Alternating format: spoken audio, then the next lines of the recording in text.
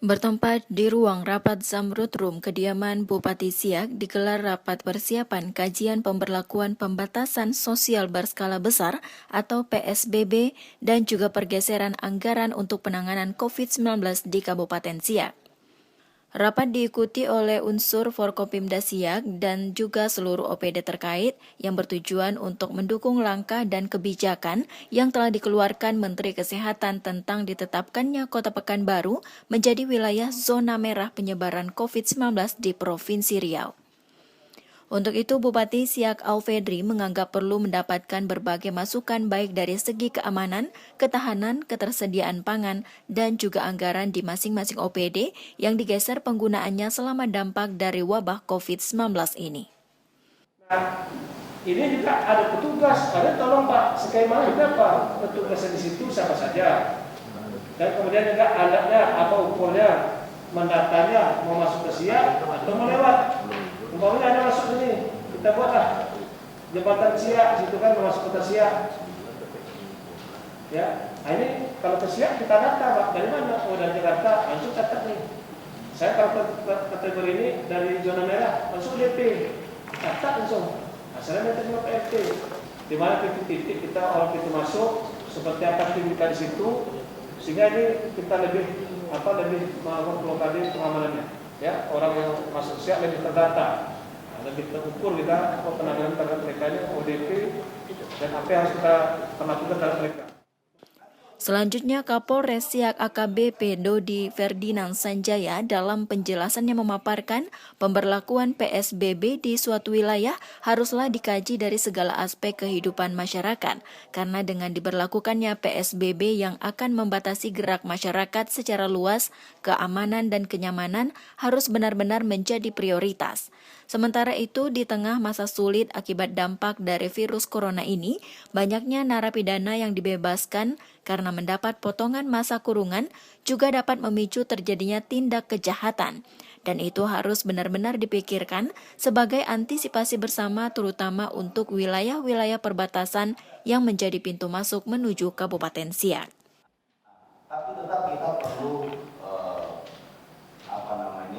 lakukan kajian secara mendalam dari masing-masing gugus tugas terkait dengan aspek ekonomi, sosial, politik, budaya, agama, pertahanan, keamanan.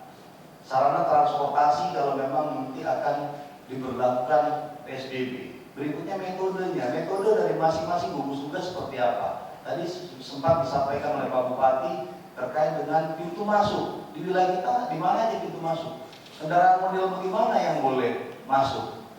Kendaraannya boleh masuk, memenuhi syarat, orangnya memenuhi syarat atau tidak? Kalau misalnya orangnya kelebihan, diapain? Ditilang kah? Didenda kah? Kalau memang ditilang atau didenda, berarti harus dibuatkan perangkat hukumnya. Kalau memang denda, berarti jadi piring, nanti mungkin kategorinya perda atau bagaimana Pak? Kita misalnya duduk bareng-bareng. Nah ini masing-masing aspek bisa didiskusikan lebih awal. Kita masih punya waktu karena alhamdulillah wilayah kita ini masih belum harus terburu-buru kita PSBB. Nanti kalau sudah PSBB, semua tidak boleh dilakukan kecuali yang dibolehkan. Ada tuh Pak di peraturan menteri ini. Nanti saya kasih gambaran contohnya toko yang boleh buka itu hanya toko makanan, toko yang menjual kebutuhan pokok, toko-toko yang mungkin seperti IT. Tapi kalau toko elektronik bagaimana? Nggak boleh buka Pak. Itu akan menambah masalah baru. Dia dari sisi ekonomi dia berdampak sosial. Nah ini juga harus kita pikirkan.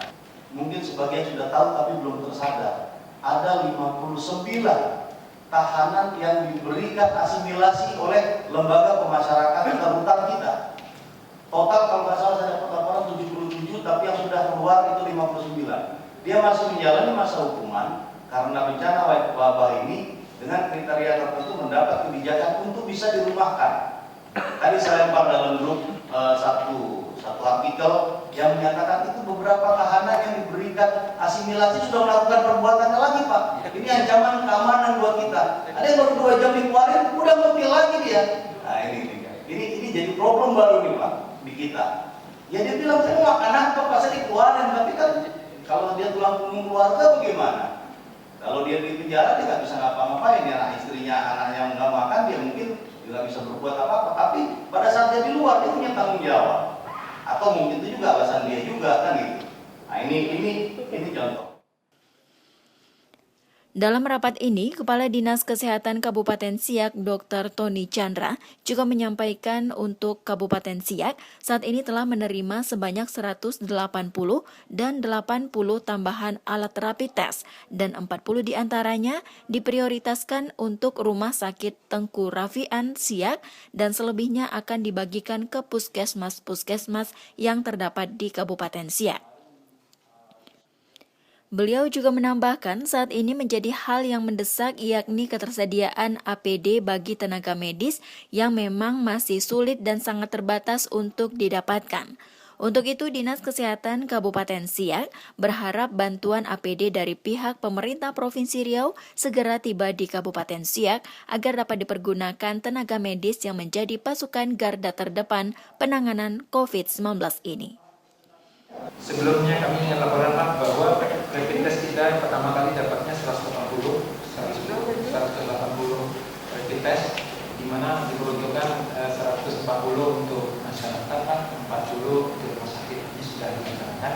Kemudian baru ini ada tambahan lagi Pak 80, jadi masih ada tersisa 100 Pak. Direncanakan nanti ini untuk besok itu di Kampung Lepak yang barangkali kontak dengan jenazah pada hari ini Pak. Aisyah Saiful, Tim Liputan melaporkan.